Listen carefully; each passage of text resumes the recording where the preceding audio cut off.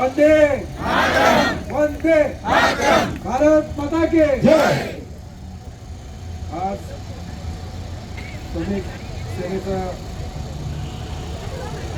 Gate meeting या प्रसंगी उपस्थित आपले अध्यक्ष डॉक्टर श्री संजीव साहेब, समाजवादी साहेब, श्री सुरत पाटील साहेब, श्री विजय साहेब, श्री चरण जाधव साहेब आणि आपले संपूर्ण यामध्ये निमंत्रित राजू सिंग चव्हाण, सुनील राठोड, सुनील गावित, राम आणि उपस्थित सर्व त्यांचे पदाधिकारी आलेले सर्व माझे कामगार बंधू भगिनी मित्रांनो, कडकडत्या उन्हामध्ये आपण सर्वजण बसलोय. यामध्ये जरी आपण छत्र केलं नाही, पण तुमच्या भविष्याचं छत्र नाईक साहेबांच्या माध्यमातून, समितीच्या माध्यमातून आम्ही प्रोत्साहित करू. त्यामुळे आता तुम्ही चिंता करायचा सोडून द्या, तुमचा चिंतेचा विषय आमचा आहे.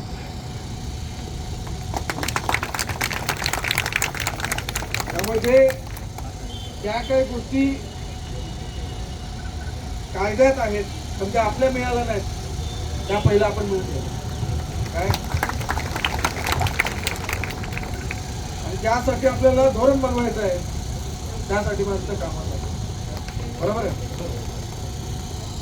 त्यामुळे जसं सांगितलं की काही अधिकारी फाईल दाबून ठेवतात, बरोबर आहे. आता ज्यांनी दाबून ठेवलं त्यांना मी बघतो,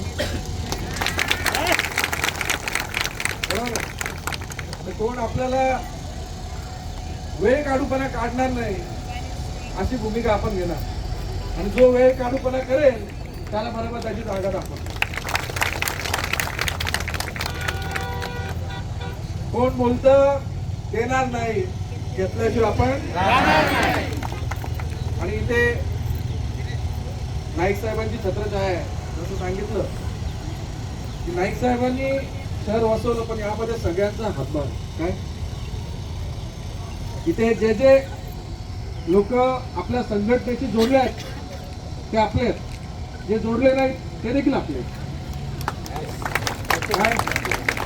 कारण की शेवटी आपण नवी मुंबई महापालिकेचे कर्मचारी आहोत. या नवी मुंबईची सेवा करण्यासाठी आपलं कर्तव्य आहे, जबाबदारी आहे.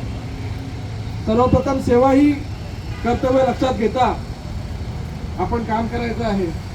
बाकी तुमच्या भविष्यासाठी, तुमच्या या प्रोटेक्शनसाठी ज्या काही गोष्टी करायच्या असतील त्या आम्ही सर्वजण इथे मिळतो. विविध गोष्टी या स्वतंत्ररित्याने मला वाटतं नाईक साहेबांकडे जेव्हा मुद्दे येतात तेव्हा ते हाताळले जातात. पण आता कलेक्टिव्हली श्रमिक सेनेच्या माध्यमातून सर्व विभागाचा त्या ठिकाणी पाठपुरावा करून ते केलं जाईल. आता काय बॉडी नाही आहे काय इथं साहेब, बॉडी नाही आहेत. आता आपल्याला आपली जरी बॉडी नसली तरी इथल्या बॉडी आपल्याला उचलायच्या आहेत. तिथे जायला लागतं.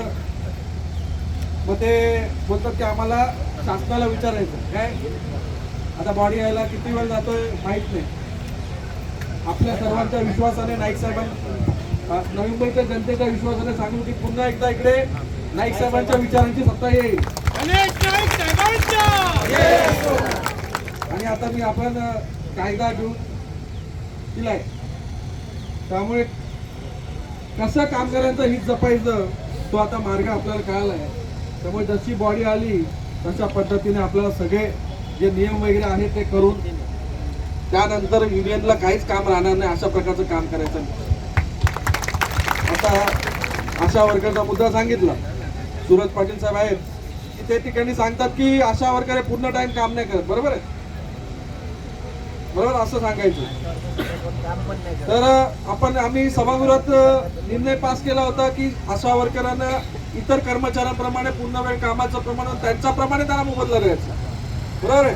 तर आपल्या आता मागणी हीच राहणार की पुढे येणाऱ्या काळामध्ये राज्य शासनावरती डिपेंड नाही राहायचं आणि आशा वर्करांचं काम आपल्याकडून करून घ्यायचं आणि महापालिका त्याची जबाबदारी घ्यायचा. विषय कसं नेऊ, काही काम करताय, बरोबर आहे, काम करतो तर आपल्याला त्याचा हक्क तर मिळालाच पाहिजे.